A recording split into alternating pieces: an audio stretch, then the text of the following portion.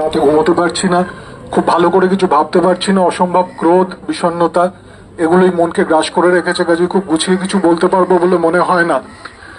যেরকম মাথায় আসছে আমি র্যান্ডমলি দু চারটে কথা বলে যাই। এক হচ্ছে 9 তারিখে আরজি করে শুধুমাত্র এই ছাত্রীটি ধর্ষিত হয়নি, ধর্ষিত হয়েছে আমাদের সবার অনেকগুলো বিশ্বাস, যে বিশ্বাসগুলো আমাদের মানুষ করেছে। তার মধ্যে প্রথম বিশ্বাস হচ্ছে যে একটি চিকিৎসা কেন্দ্র সেটা একটা স্যাংচুয়ারি। স্যাংচুয়ারির ধারণাটা কি?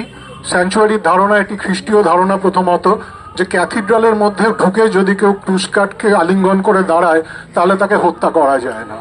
এই হচ্ছে স্যাংচুয়ারি। আমাদের আরোগ্য নিকেতনগুলি যুগ যুগ ধরে স্যাংচুয়ারির কাজ করেছে।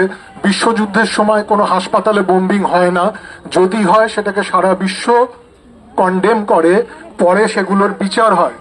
একটি হাসপাতালের মধ্যে ধর্ষণ এবং খুন হয়েছে, এটা আমাদের এই স্যাংচুয়ারির ধারণাকে পদদলিত করে দিয়েছে। আমরা ভারতবর্ষের দুর্ভাগা নাগরিক। আমরা এমন এমন বিভৎসতা দেখেছি ছোটবেলা থেকে আজ অব্দি, যেগুলোর কোনো তুলনা হয় না। আমরা দেখেছি কারাগারে বন্দীদের চোখে অ্যাসিড ঢেলে দেওয়া গঙ্গা জল বলে। আমরা কিছুদিন আগে দেখেছি বকটুইতে 16 জনকে পুড়িয়ে মারা।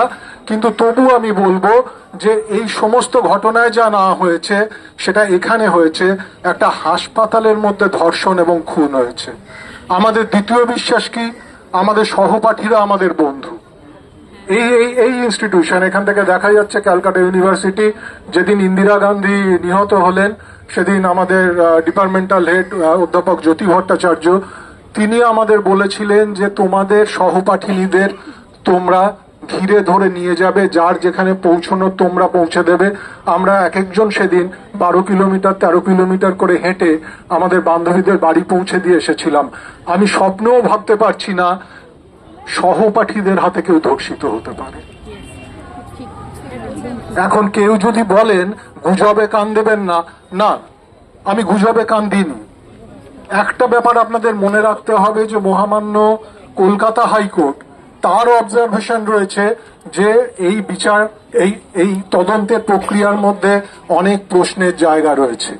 এবং আপনারা যদি আপনাদের পরিচিত নার্স, আপনাদের পরিচিত ডাক্তার সবারই আছে যারা আরজি করের সঙ্গে জড়িত, তাদের থেকে যদি আপনারা কিছু শুনে থাকেন, আমি শুনেছি, তাহলে আপনারা দেখবেন যে ওখানে যে নক্কারজনক ঘটনা চলছে, ধর্ষণ তো তার একটা চূড়া মাত্র।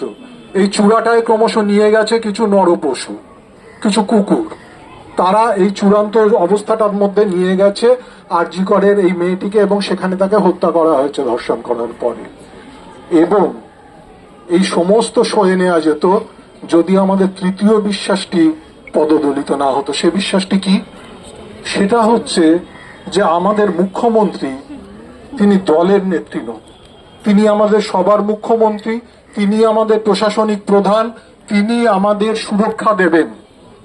আমরা তাকে নির্বাচন করে ওখানে বসিয়েছি। তিনি যা করেন তার ভাতাটি অবধি আমাদের ট্যাক্সের টাকা থেকে আসে। সেই কাজটায় শুধু ব্যর্থ হওয়া নয়, তার উল্টো দিকে হেঁটে যখন তার প্রশাসন প্রমাণ লোপাট করার মতো কাজে ব্যবহৃত হয়েছে, তখন আমরা we the people of India, তখন আমাদের স্টেপ নিতে হবে যে আমরা ভুল লোককে বসিয়েছিলাম। এটা কিভাবে নেবেন সেটা আমাদের আপনাদের ব্যাপার, কিন্তু আমাদের ভুল আমাদের সংশোধন করতে হবে। বন্ধুগণ, শেষ একটা কথা বলি, সেটা হচ্ছে আপনারা যে আত্মবিশ্বাসের কথাগুলি এতক্ষণ বললেন, এগুলি সত্যিই খুব দরকার। যে হ্যাঁ, অল্প অল্প করে ধাক্কা মারতে মারতে একদিন বাস্তিলের দুর্গও পড়ে যাবে, সব ঠিক, কিন্তু বহুদিন ধরে অ্যাসোসিয়েশন করছি, কাজেই একটা ব্যাপার জানি যে এরপর কিন্তু রিপ্রেশনও বাড়বে। আমি জানি না এখনো সঠিক, কিন্তু শুনলাম যে 43 জন নাকি 23 জন ডাক্তারকে বোধহয় আরজি কর থেকে 40 জন ডাক্তারকে বদলি করেছে। আপনাদের পেছনে খোঁচড় লাগতে পারে, আপনাদের নানাভাবে হুমকি দেওয়া চলতে পারে। প্লিজ ধরে রাখুন, দমটা ধরে রাখুন। আমাদের রাগ অকস্মাৎ জ্বলে উঠে যেন অকস্মাৎ না নিভে যায়। এই ঘৃণাটাকে, এই ক্রোধটাকে ভেতরে লালন করুন, এই আগুনটাকে যত্ন করে বাঁচিয়ে রাখুন। এই আগুনে সবকিছু পোড়ান। আমাদের মেয়েটির সৎকার হবে সেই দিন যেদিন এরা পড়বে। নমস্কার।